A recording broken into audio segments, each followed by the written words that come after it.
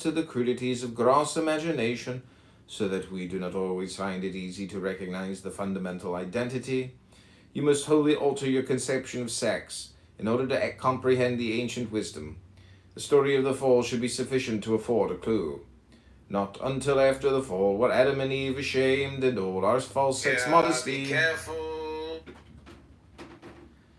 Not until after the fall were Adam and Eve ashamed, and all our false sex modesty is the fruit of our remembrance of sex evils.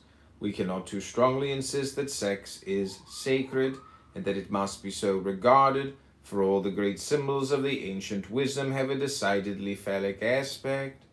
The error into which seekers for truth so often fall as soon as they realize this fact is in supposing that the way of regeneration is somehow related to the reproductive function of the sex organism. Nothing could be further from the truth.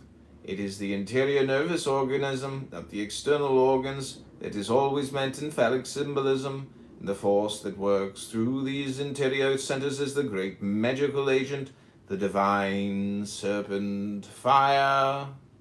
We have the almost superhuman task of creating a new set of associations with the word sex, because after all, certain aspects of the truth must be worked out to practical application through exercises which will lead only to most terrible results. Until after the fall, were Adam and Eve ashamed, and all our false sex.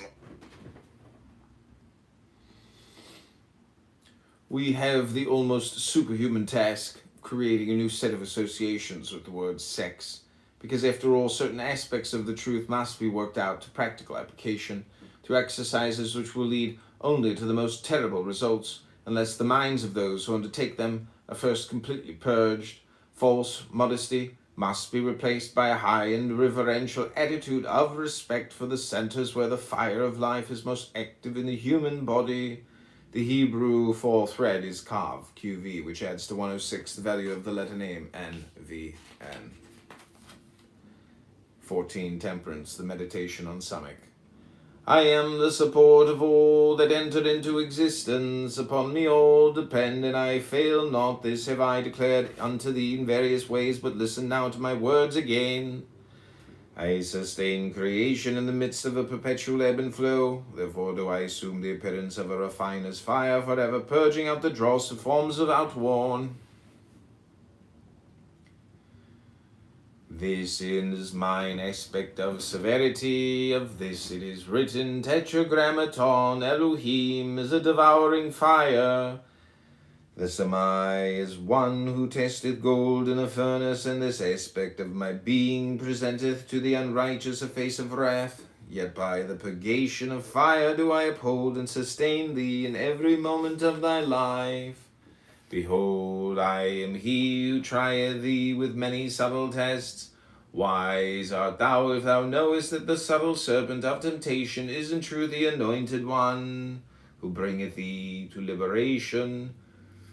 I am he who establisheth the time of the decree, who declareth the term of the days of Adam.